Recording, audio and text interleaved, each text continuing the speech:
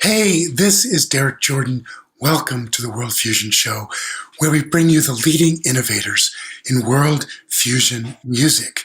Today, my guest is Derrik Ripper, and he is very interesting guitar player, but he's done a really deep dive into the innovative kora music of Toumani Diabaté, and he'll be talking about that with us and how he's adapted that for the classical guitar. Welcome, Derrik Ripper, to the World Fusion Show. Hi, Derrik Jordan. Thanks for having me. The meeting of the Derricks today. So yeah, but your spelling is different to mine. It's a Dutch. Mine's the Dutch spelling. Yeah. Oh, okay. It's different. Yeah. So now I wanted to just talk to you about, this very interesting thing you're doing now on the World Fusion Show. There's so many different ways to do world fusion, and yours is an unusual way that we haven't really seen before, where you've gone very deeply into and inspired by the music of Toumani Diabaté and then adapted it for the guitar. Tell us about, your background and how you got into that. So I suppose I'm a classical guitarist, and I'm from Cape Town, South Africa.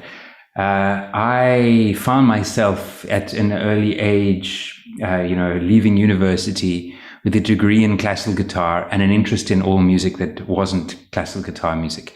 And so I started asking myself the question, well, what do you really listen to? What music do you really listen to? And I realized that the music that I really listened to wasn't the music that I'd studied and the music that I'd played. It was more music from the African continent in some ways, but also, music that represented a kind of different vision of music. And it was just, it just happened that way. Egberto Gismonti from Brazil. I was listening to Khaled, a lot of different things.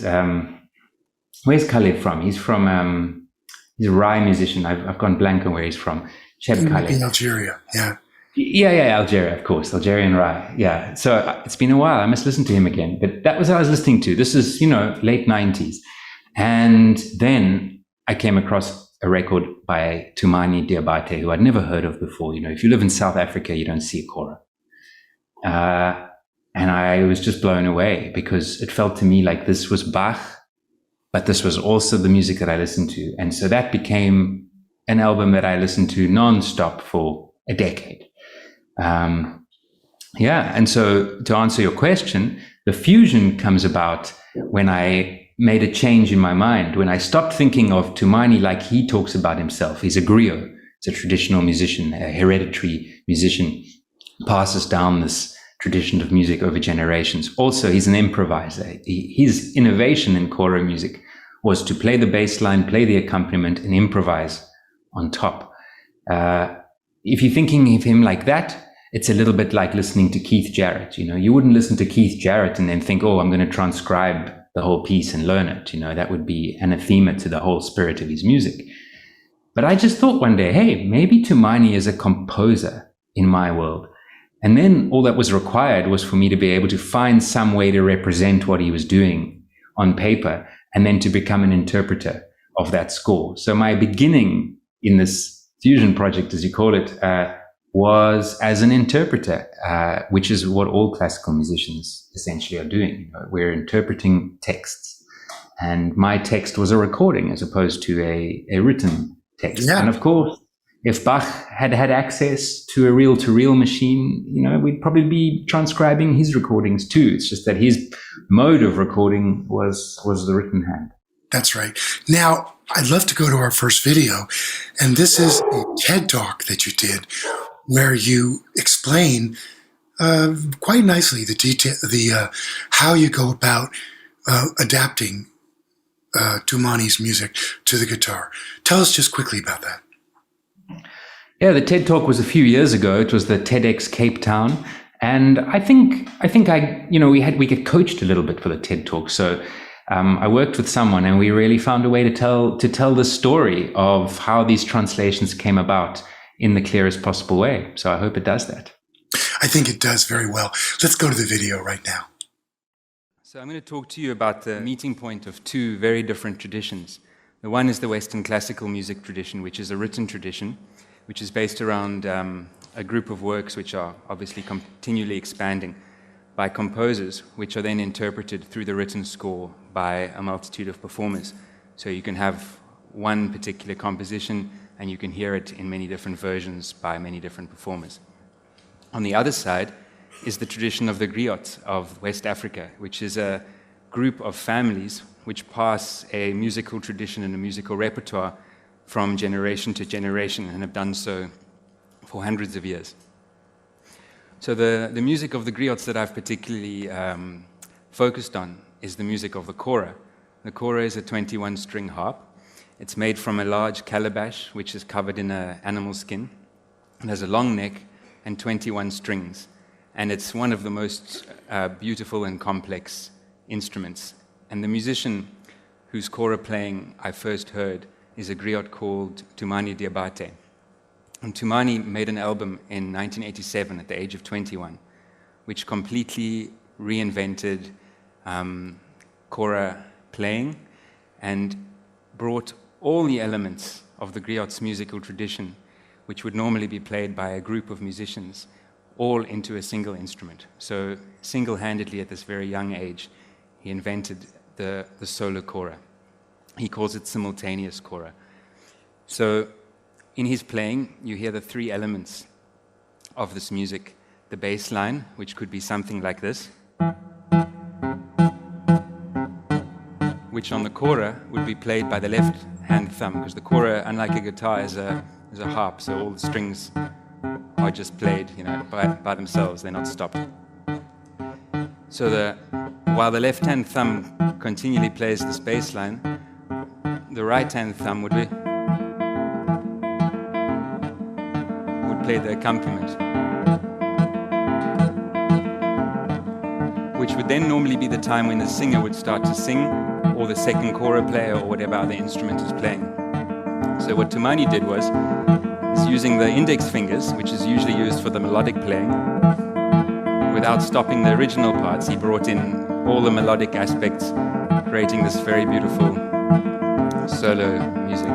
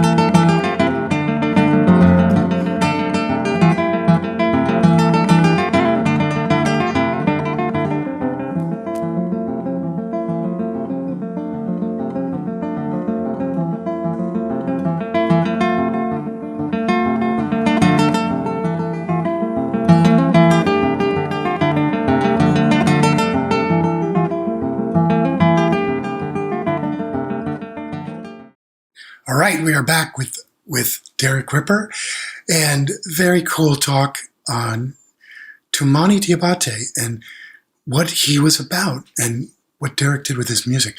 Now, you have a bunch of cool inspirations. I know you used to play violin and viola and even write string quartets. Tell us a little more about your diverse background in music. Yeah, so I started violin lessons when I was 7 or so. Played the violin, played the piano, eventually ended up with a piano teacher at school who was actually a classical guitarist. He'd recently won an international competition. He'd been studying at the Royal College in London, and he'd ended up teaching at my school, and he'd been assigned as my piano teacher. And slowly but surely, he kind of drew me in to the world of guitar, a world that I would never have had access to. I wouldn't have been going to a classical guitar concert anytime. So it was really fortunate, it was right place, right time. And so I made that transition just before university. And so I went to university and did the usual academic thing. But my first actual record was not playing guitar. I was playing the viola, and it was in 2001. It's an album called Sachte Vlei. And me and my musical collaborator at that time, his name was Alex van Heerden, him and I were looking at ways to reinvent the music of the Western Cape, which is like a very interesting trance tradition of music. And so we brought in all the ideas that had been percolating over my university degree: Oliver Messiaen, Steve Reich's phasing, Stravinsky's kind of parallel harmonies, all sorts of things. And we wrote a really simple album for string quartet and trumpet and accordion. And I suppose since then I've been trying to find a way to make music on the guitar that I love as much as I loved making that album. Interesting. So we're going to go to our next video. This is a tune of yours called Duga. Tell us about this. So Duga is a traditional piece for the griots. Duga is the word for a vulture. It's got to do with the battle and valor, and probably a little bit to do with, vultures coming down into the battlefield. And I transcribed this piece originally from a recording by a wonderful Malian kora player called Baturu Seku, or Seku Baturu Koyate, sometimes it's written as. And he is one of Tumani Diabate's influences, recording in the 70s. Very interesting style, self-taught, didn't come out of a sort of kora tradition as far as I know. And then, after transcribing it, I was able to travel to Mali. I was able to start to play with musicians from the tradition. So I got to understand the spontaneity in the music. So this is really a kind of individual version, but it takes off from Baturu Seku's wonderful That's version. fantastic. And I think the video is from New York. It was the New York Guitar Festival. Okay, great. Very good. All right, let's go to the video and check this out.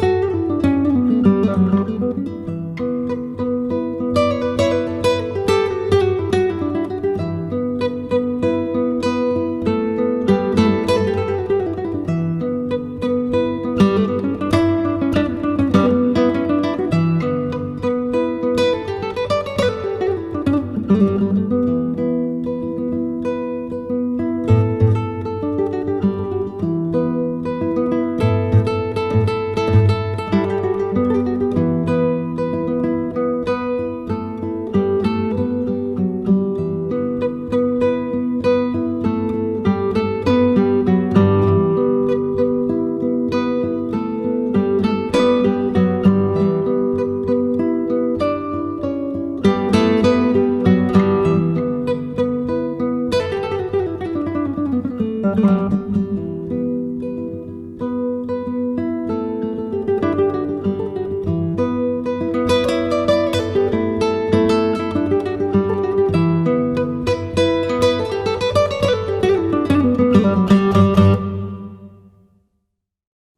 right, we are back with Derrik Ripper. We are going to go to our next video, which is a collaboration with you and Mike Block, who has been a guest on the World Fusion Show. Tell us how you guys met and what you're doing here. Oh, yeah. So Mike and I can't tell you how we originally came in touch. I think we had a mutual friend who said, oh, you should meet each other. And then Mike sent me an email and said, I'm recording an album. Wouldn't you like to play this song, Wayfaring Stranger, with me? And he knew I was going to be in Boston, or I think I was in New York. So I took a train over, or a bus, and we met up in the studio. Maybe we met the night before and we kind of messed around with this song, which I hadn't known before. And the next morning we went to the studio and we recorded it. And it was really wonderful because, as you know, if you know Mike's music, he's an incredible cellist. You know, he has all the sound and tone of a classical cellist, but the freedom of a jazz player, the freedom of a griot. He's amazing. So I was just like, wow, you know, this is wonderful. And it was so nice to play with him. And I said to him, how long did you book the studio for? And he said, actually, I thought this would take us longer. I booked it for the day. I said, what, the whole day to record one track? You must be crazy. Let's make a record.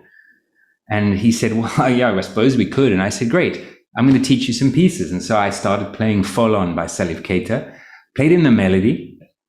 And he said, cool, got it. We pressed record and we played it.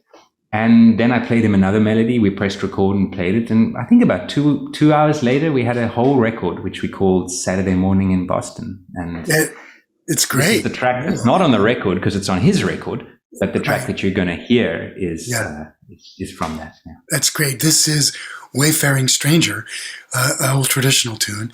And let's go to the video right now.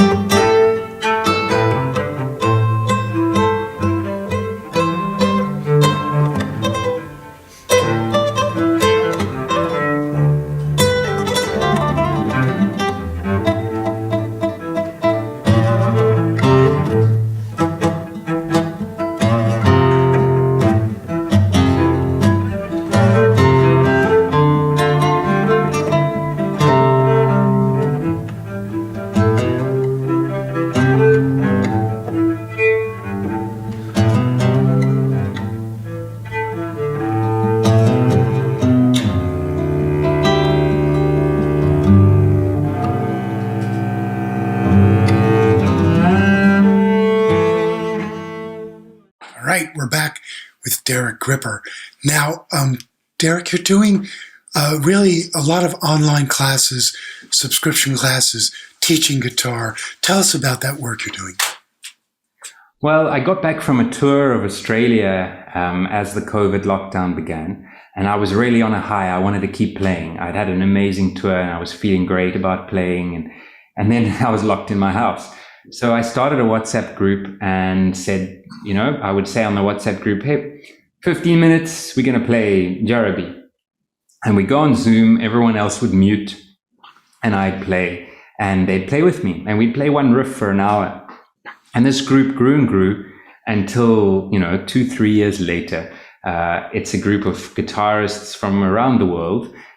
They're everywhere, from Australia to the US, Canada, they're all over Europe. And we meet up Monday to Wednesday 3 times a day, to accommodate the time zones. And we work through different repertoire. So we'll sit, actually, I'm in my little teaching studio now. So we will work with scores, in many different ways, some that look like this, using a special kind of tablature that I use, which is a little adaptation of the Vihuela tablature of the 1500s. It's a very simple and beautiful way to, see music, and it allows us to retune the guitar in different ways. So we've over the time of this 3 years, all the lessons are videoed and they become courses. So there's about 400 hours of videos, from hour-long videos to 15-minute videos. So people who subscribe, some of them have to watch the videos because they can't make it at the times. Some people meet, and I suppose you think of it like a conversation class for my style of guitar playing. We play Bach, we play Tumani, we play Baturu Seku, we do Ava Pat, whatever. Every day it's something different. And people can sign up on your website if they're interested in taking lessons with you. I want to go exactly. I run it as a Patreon, so it's on my website. Okay. I want to go directly to our final video, which is you playing by a pond. And so why don't we just go right now to this beautiful piece, okay?